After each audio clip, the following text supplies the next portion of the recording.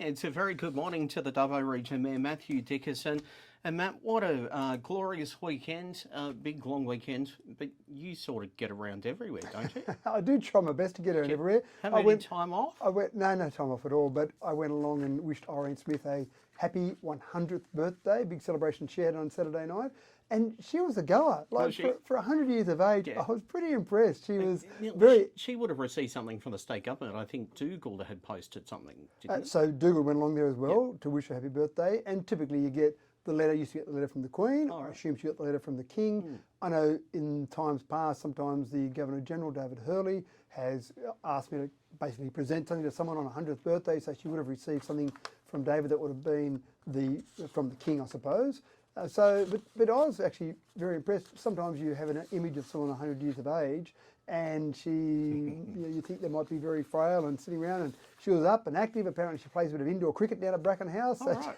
Really? She's a very, very much active woman, which is fantastic to see. So a big family celebration there. Living life to the fullest. That's right. And of course, over the weekend, we had the under-14s rugby championships, junior rugby championships for males and females. I went up and watched the female final, under-14 girls, and they were pretty impressive actually. I was there going, there's some incredible skills. Did you get to talk to people about what they enjoyed being here at Dubbo? I did talk to some people. I sat in the crowd and just moved around in the crowd, a few different spots there, and they could not talk highly enough about Dubbo. Now, most of them were focused on the grounds, most of them focused on the event that was on, obviously, because they were playing there. And it did help the weather being fantastic, although there were a couple of little bits of drizzle on the Monday when the finals were on, but I think most people were okay with that. But they just were impressed with the stand of the grounds. And we hear that a lot, Brett. We hear when people come from metro areas, for example, they expect they're going to be out playing on some paddocks, maybe a few clods of dirt that they'll be running around and dodging kangaroos. They just don't understand that we've got some excellent staff out here that can prepare our grounds to a very high standard. So they were very impressed with that. The city itself, yes, people talked about the fact that it was buzzing, a lot of activity, a lot of things happening around there, cafes, etc. They were all impressed with that, but they really were impressed with the actual grounds and the whole standard up there at Apex Oval, that all those areas there, those number of grounds available there, so they can keep all of those games going in the one area. So pretty happy with what council staff had achieved for the weekend? Yeah, definitely right. Yeah. And these sort of events, the estimation from us was that about $1.8 million was injected into the economy. Now, we worked that out by the number of competitors and then the number of people that tag along. For junior sports, it's great because you normally have 2, maybe 3 people that come along. You get siblings, you get parents. So if you've got 1,000 competitors, for example, you might have 3,000 people. Then we multiply that by a number. Usually it's a bit over $200 per person per night by the number of nights. And that's how we get that injection into the economy, that $1.8 million, for example, that we've estimated out of that. So it's some estimations in there, but it's estimations based on lots of background data and lots of information that feeds that in. So that's fantastic. And that particular event, for example, it's not like an NRL event. You've got to pay 350 grand or thereabouts to get an NRL club. You don't pay that for a junior rugby tournament. Yeah, okay. And when I spoke to one of the organisers there, he said if he had his way, he'd be back every year. Now, sometimes they try and spread it around, but Dubbo is very much a popular place for lots of these sporting events to go to. And this will have a knock-on effect for other, I guess, junior events? Well, for lots of events, it's like once you've seen that we can do it, we can run it, and the ground standards are great, people talk about that. So other events, and we keep getting other events, Brett, that's the really exciting part. That was under 14 junior rugby, that's fantastic. But we know we have other touch football, other rugby league, other cricket tournaments, a whole range of other tournaments we get, and that just keeps money flowing through in our economy. Now, King's Birthday Honours weekend, the list is out. Mr. Milling, Peter Milling is on the list. Also Jennifer Armstrong and Dr. Lynette Riley, who used to be a Dubbo resident. I mean, there's plenty of names on these lists. You must be happy having these names inclusive. Well, one of the things that many people don't know is that when you nominate someone for an OAM, for example, they actually send to the local mayor information about that and ask you to make comment. Now, I wasn't aware of Lynn Riley, maybe because she's not currently a Dubbo resident, but certainly I've received information about Jennifer Armstrong and about Peter Milling and asked for my comments on both of those. So you see that a little bit before. Now, you don't know what the final result's going to be, so you're still looking through the honours list to see, well, I remember filling in that information about those two.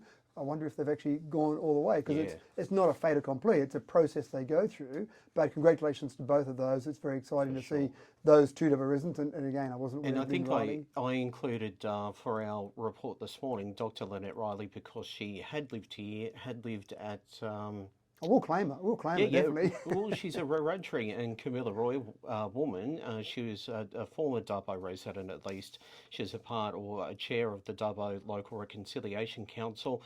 She ran the or was the Aboriginal Development Manager of Western Institute of TAFE and the Dubbo TAFE Campus Manager between 2000 and 2003 for that particular job. So well known around the trade. So Yeah. I think you're right. She's on there for Hawkesbury, I think. Yeah, so again, That'd be I didn't right. receive anything about Yep. Lynn previously, and I would assume because she's not currently a Dubbo resident, and I wasn't aware that she'd actually won that, so thank you for that information.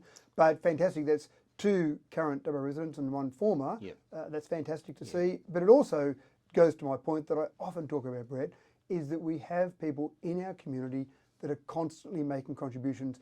I know when we look at our census data, the volunteering rate in Dubbo is higher than the national average, and I see that a lot with so many different things across the community, that people are volunteering, doing extraordinary things, going to extraordinary lengths. Molly Croft last week spoke to a conference of, I'm not sure, maybe 10,000 people there in person and probably another 50,000 online at the Stand Tall conference. I mean, here's young Molly Croft from Dubbo there representing, well, being an ambassador really, but also being ambassador for Dubbo, which I think was fantastic as well. And some of the people after her, I mean, Nico Hines was speaking after her, Tim Amatic, so she headed up a pretty big list of names there. So we've got some people in Dubbo who are really achieving on not just the local level, but on a national level as well. Absolutely, and I should mention as well, one of 8 Royal Fire Service members receiving the Australian Fire Services Medal. Far West District Group Captain Michael Amos is one of the 8 recipients.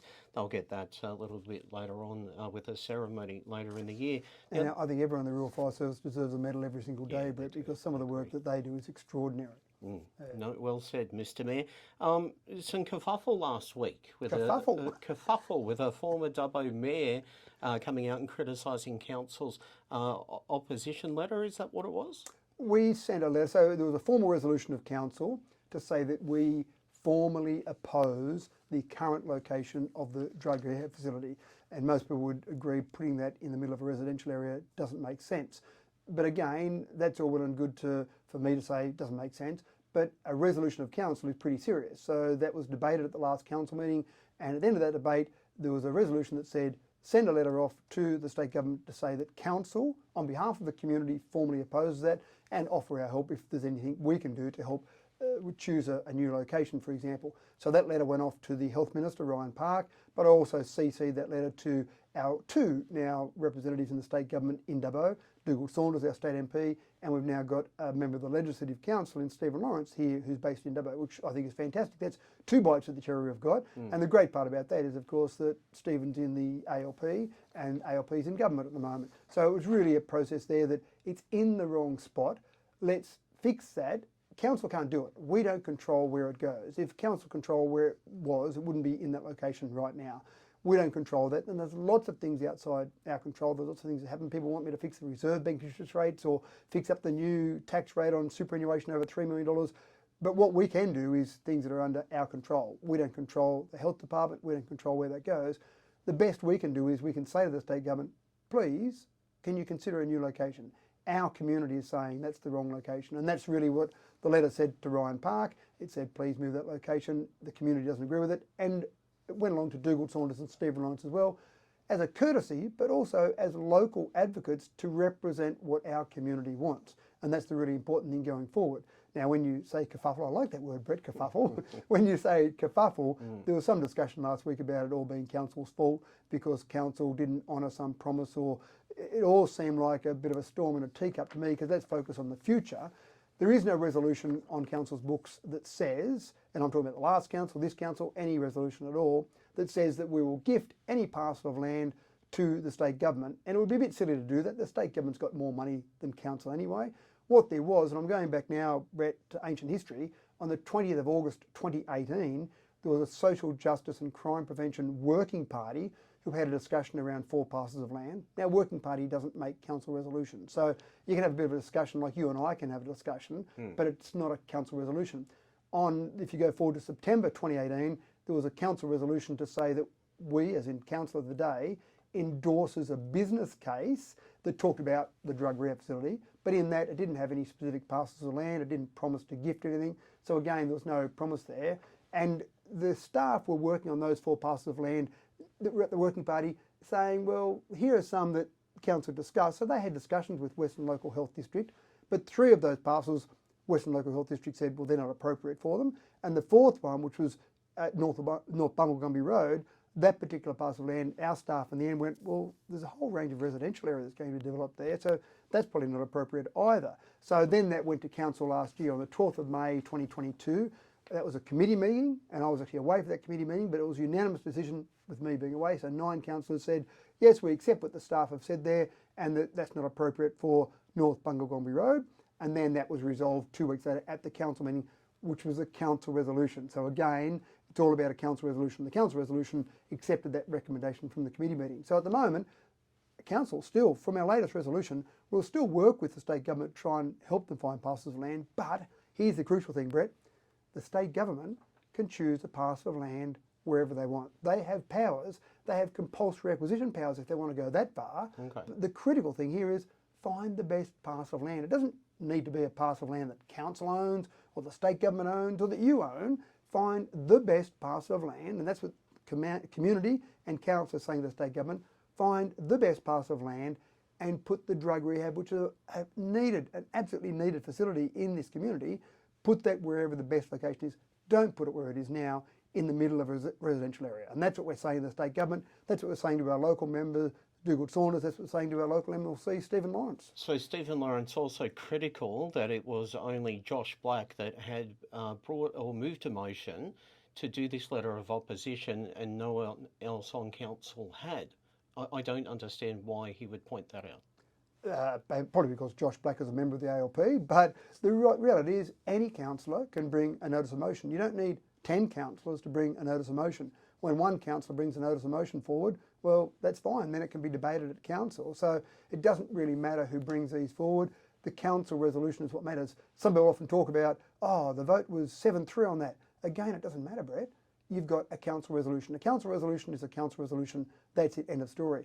But it's interesting that last year, on the 12th of May 2022, as I said, I was away for that committee meeting, but that was debated at that. But there was no recommendation from that committee meeting to say, let's formally oppose the location. Now, at that time, they didn't know the exact location, but there was discussion around North Bungalgumby being removed from one of the options, and then the council meeting 2 weeks later. And we've known the new location since before the election. That was announced back in February. So it's taken till now for something to come forward. But at the same time, it doesn't really matter. It's whether or not the state government takes notice of council. Council does not control the state government. So we could jump up and down like we are at the moment, or we could say nothing. The state government will still make their decisions. In fact, I think the community, the individuals from the community approaching the state government will have more of an impact than the council actually putting a letter forward. So when Stephen Lawrence says council can still fix this, he told my colleague Ian Thurlow that. What does that mean? I have no idea, because council does not control the state government. I would love to be able to have control of the state government. That would be fantastic. There'd be lots of things that I would change. But there are 3 levels of government, and you need to know what your lane is. Stay in your lane is an expression that's commonly used in government circles.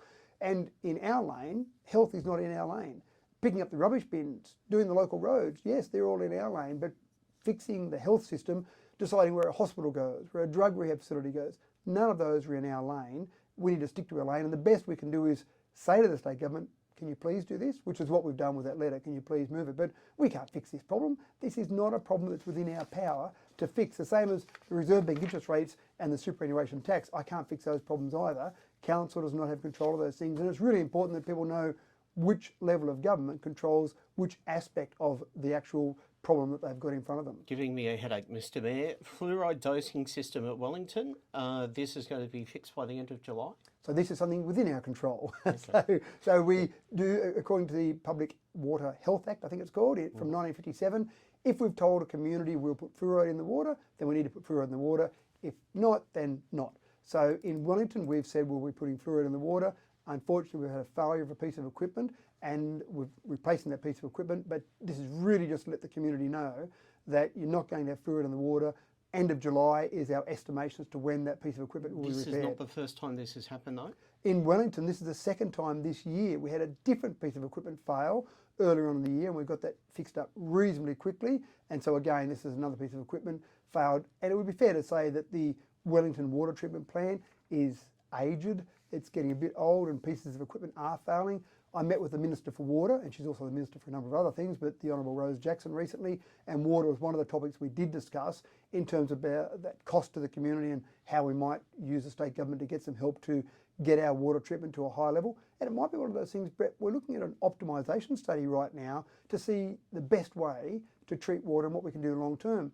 Dubbo Regional Council's got 3 water treatment plants. We've got one in Geary, one in Wellington, one in Dubbo. Maybe, as part of that optimisation study, we might say, are we better to have one water treatment plant and use pipelines to the 3 communities? Now, I don't have an answer to that, but they're the sort of things you do in optimisation studies. In the past, there were 3 water treatment facilities because we had 2 different local government areas, but now as one, are we better off having them all as one? Now, again, we'll answer that as we go through a number of assessment processes. All right, I think you're coming in on a Tuesday. We usually talk on a Monday. Public holiday means we're talking Tuesday. I'll see you in a fortnight. Right, thanks, Brett. Dubbo Region Mayor Matthew Dickerson there.